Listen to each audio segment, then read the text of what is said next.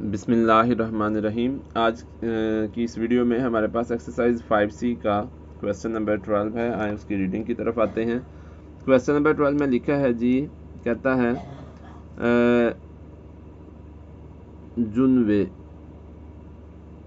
Junwei has 12 more 10-cent coins than 20-cent coins. The total value of all his coins is $5.40. Find the total number of coins he has. दोबारा से जो है वो reading करते हैं। जैसे मैंने आपको बताया है कि एक क्वेश्चन की जो है वो मिनिमम 3 टाइम जो है वो रीडिंग करनी है, इस तरह से कि पहले मरतबा तो आपने ऐसे ही पढ़ लिया, दूसरी मरतबा थोड़ा सा समझे, तीसरी मरतबा और ज़्यादा समझे, मिनिमम 3 मरतबा तो आपने पढ़ना ही है। अगर आपको समझ भी आ जाती है फिर भी कोशिश करें कि 3 टाइम्स जो है उसकी रीडिंग कर लें। Junwei has 12 more 10-cent coins than 20-cent coins। मतलब 10-cent coins से जो है वो 20-cent coins ज़्यादा है या 10-cent coins ज़्यादा है। 12 मोर 10-cent coins यानी कि 10-cent coins ज़्यादा है कितने, 12, और 20-cent coins जो है वो कम है, कितने हैं, 10-cent coins से 12 कम है और ये वाले जो हैं वो 12 उससे ज़्यादा हैं। इसका मतलब ये हुआ कि यहाँ पे चलें देखते हैं मतलब क्या है। नेक्स्ट रीडिंग कर लेते हैं। The total value of all his coins is this one 5.40। यहाँ पे नंबर दे दिया हुआ है कि कितने कॉइन्स है और यहाँ पे उसकी वैल्यू दे दी हुई है। तो कहता है find the total number of coins he has. Total coins आपने फाइंड आउट करने हैं जो उसके पास हैं। आए तीसरी मरतबा रीडिंग करते हैं। Junwei has 12 more 10-cent coins than 20-cent coins। इसका मतलब है कि 20-cent coins जो हैं वो कम हैं और 10-cent coins जो है वो 12 ज़्यादा है। देखें तीसरी मरतबा रीडिंग करने से जो पिछली दफ़ा मसला हुआ सेकंड टाइम रीडिंग में वो भी क्लियर हो गया कि 12 more 10-cent coins than 20-cent coins। 20-cent coins कम है और 10-cent coins ज़्यादा है और वो 12 ज़्यादा है 20-cent coins से। The total value of all his coins, अब वैल्यू दे दी हुई है, यहाँ पे नंबर दे दिया हुआ है तो उसकी भी हम वैल्यू फाइंड आउट कर लेंगे क्योंकि यहाँ पे टोटल वैल्यू दी हुई है जिससे हमने आंसर फाइंड आउट करना है। तो वहाँ पे भी वैल्यू फाइंड आउट कर लेंगे और ये टोटल वैल्यू इक्वल होगी 5.40 के। कहता है find the total number of coins he has. Total coins and पे हमने टोटल कॉइन्स ही फाइंड आउट करने हैं। तो यहाँ पे हम सपोज कर लेते हैं, यहाँ पे वो कहता है कि जो 10-cent कॉइन्स हैं ना वो ज़्यादा हैं, 12 मोर हैं दैन 20-cent कॉइन्स। इसका मतलब है कि 10-cent कॉइन्स का जो नंबर है, नंबर ऑफ 10-cent कॉइन्स जो डिपेंड करते हैं नंबर ऑफ 20-cent कॉइन्स पे। तो हम सपोज कर लेते हैं कि 20-cent कॉइन्स कितने हैं। तो करते हैं जी, let 20-cent coins,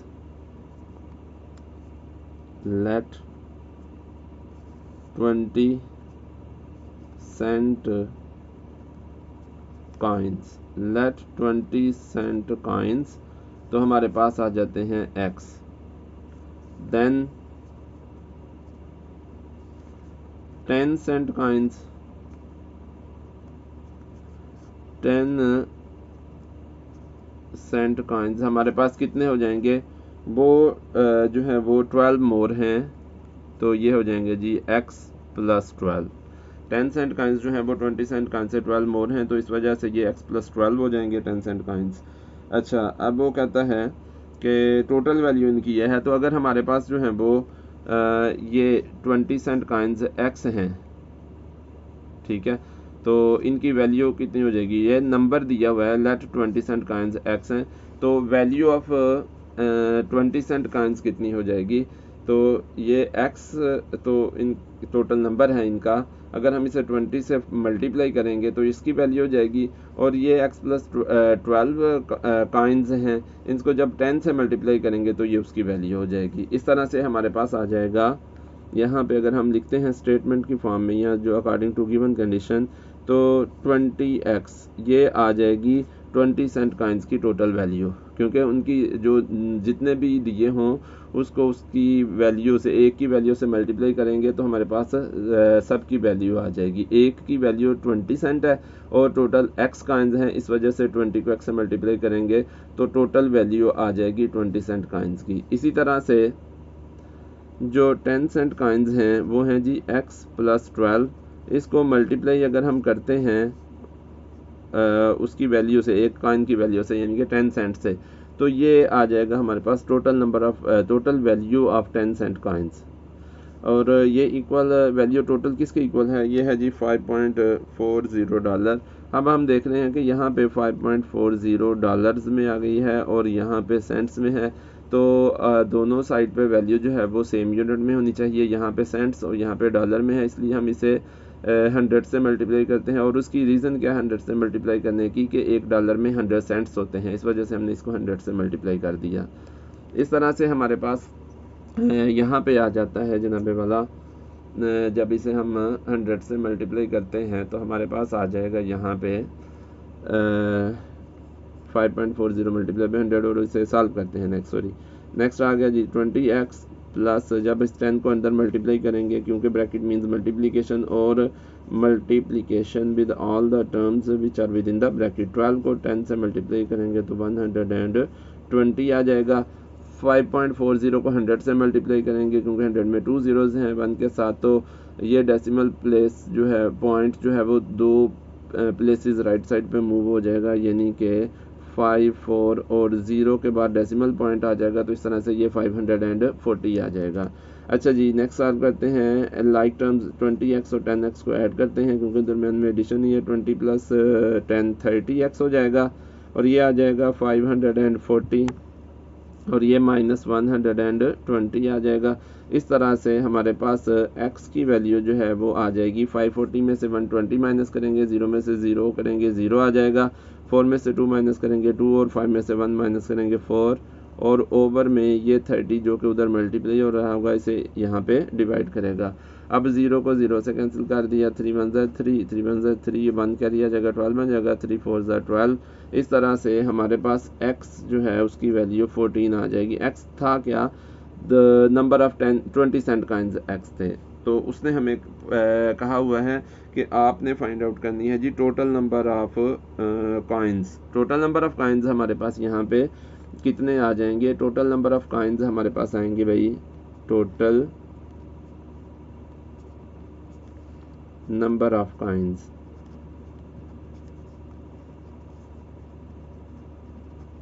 total number of coins आ जाएंगे 20 सेंट कॉइन्स जो थे वो x थे और 10 सेंट कॉइन्स जो थे वो x प्लस 12 थे। इस तरह से टोटल नंबर ऑफ कॉइन्स जो हैं वो हमारे पास आ जाएंगे x plus x 2x plus 12 और ये बन जाएगा जी 2 इंटू एक्स की प्लेस पे उसकी वैल्यू पुट करेंगे, x 14 के इक्वल आया है, ये बन जाएगी 2 इंटू 14 प्लस 12।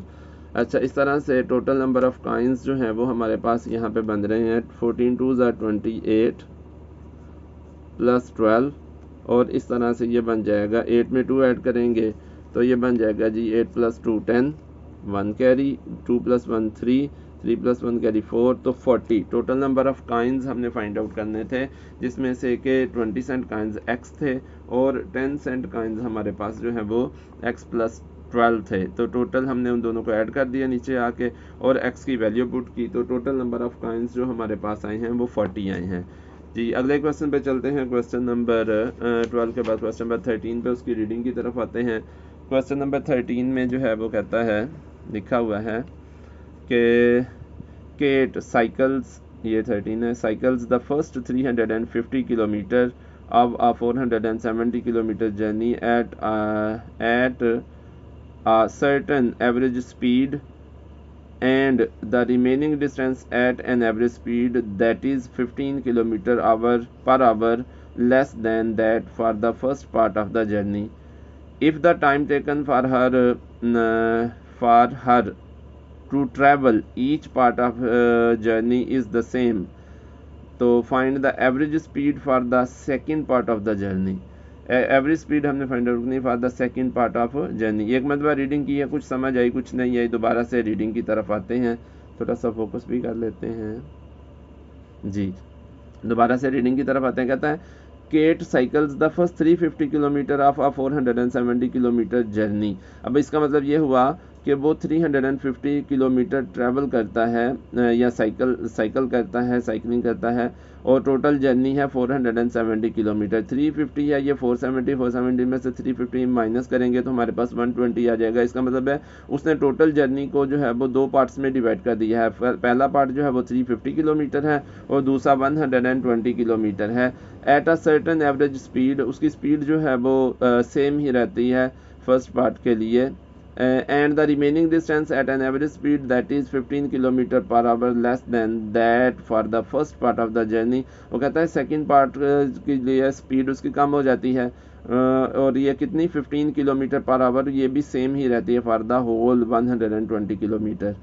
और इस तरह से कहता है if the time taken for her to travel each part of the her journey is the same, यानी कि टाइम जो है वो पहले अगर वो ज़्यादा स्पीड से जा रहा था 15 किलोमीटर पर आवर यानी कि उसकी ज़्यादा थी, तो उसके लिए जो टाइम लगा 350 किलोमीटर के लिए और बाकी रिमेनिंग जो 120 किलोमीटर रह गए थे उसके लिए जो टाइम है वो सेम ही है।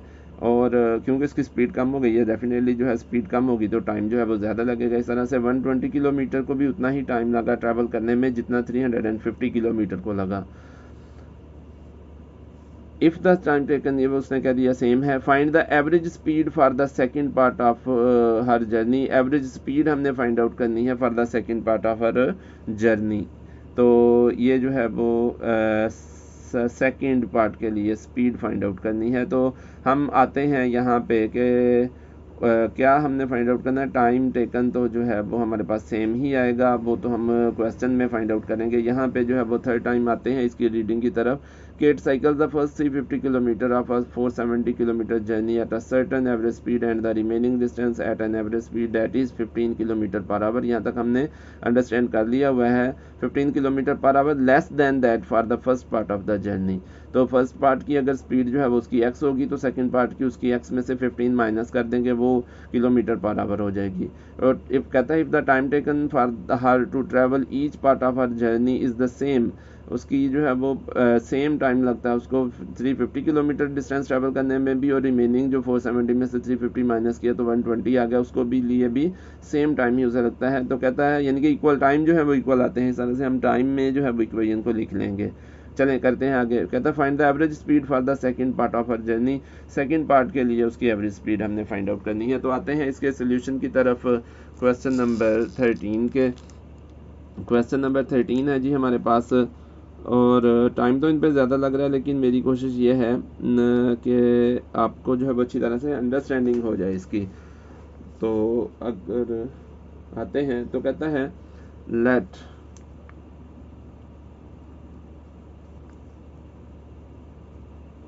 हर average speed,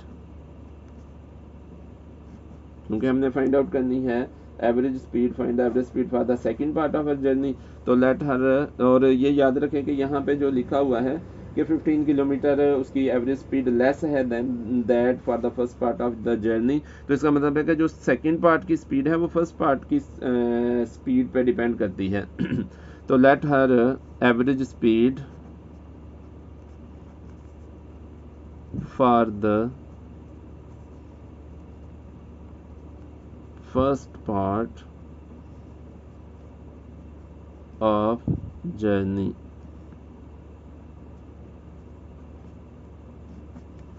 is equal to X, speed जो है उसका यूनिट किलोमीटर पर आवर है, X kilometre per hour. Then तो यहाँ पे हमें स्टार्ट करनी चाहिए शुरू में स्टेटमेंट जो है, क्योंकि पहले भी हमने देखा पिछले वीडियोस में भी वो कंप्लीट जो है वो कंप्लीट नहीं होती एक लाइन पे। Then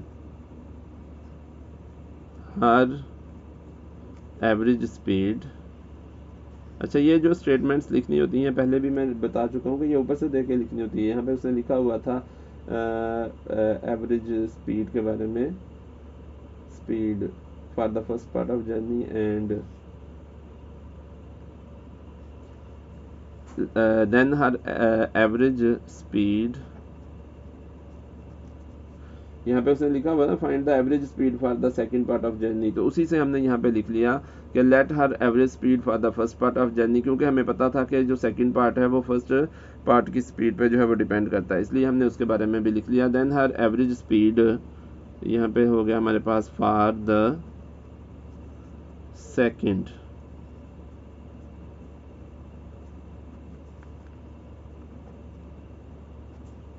part of journey.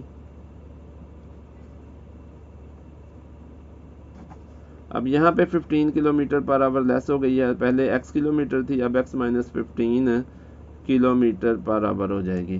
तो ये उसकी जो है वो एवरेज स्पीड हो जाएगी। For the second part of journey. अच्छा जी, आगे चलते हैं, sorry for the yes second part of journey. आगे टाइम टेकन अगर हमने फाइंड आउट करना है तो हमारे पास जो है वो स्पीड का फार्मूला है। स्पीड का फार्मूला होता है distance over time. Speed is equal to distance over time. हम यहाँ पे लिख लेते हैं स्पीड। अब यहाँ पे पूरा नहीं आएगा तो हमें शॉर्ट फॉर्म में हम यहाँ पे लिख लेंगे speed is equal to distance D over time T. Speed is equal to distance over time. तो यहाँ पे अगर हमने फाइंड आउट करना है टाइम, तो टाइम जो है वो इधर आ जाएगा, तो ये आ जाएगा डिस्टेंस ओवर स्पीड। स्पीड को आमतौर पर हम v से भी मेंशन कर लेते हैं, तो यहाँ पे हम स्पीड को स्पीड ही लिख लेते हैं, यहाँ जो है ना स्पीड को v से ही मेंशन कर लेते हैं, स्पीड को v से। t is equal to D over V. तो यही फार्मूला हम यहाँ पे यूज़ करेंगे। उसकी रीज़न क्या होगी टाइम फाइंड आउट करने की कि, और डिस्टेंस हमारे पास है फर्स्ट पार्ट के लिए 350 किलोमीटर है और सेकंड पार्ट के लिए 470 माइनस 350 जो है वो 120 किलोमीटर आ जाएगा। तो क्योंकि टाइम जो है वो दोनों के लिए सेम है, इसलिए दोनों को हम इक्वल रख सकते हैं।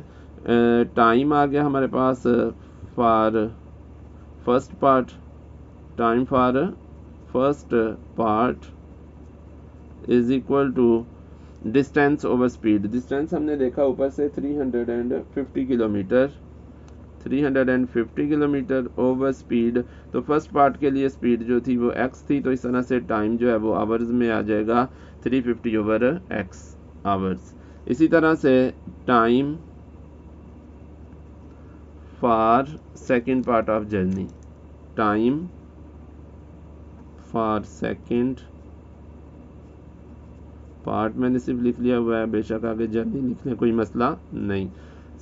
ये आ जाएगा हमारे पास टोटल 470 किलोमीटर था डिस्टेंस, और उसमें से हमने फर्स्ट पार्ट का डिस्टेंस 350 किलोमीटर को माइनस करना था और इसको डिवाइड कर देना था जो रिमेनिंग स्पीड थी, मतलब सॉरी सेकंड पार्ट की जो स्पीड थी, और सेकंड पार्ट की स्पीड x माइनस 15 है।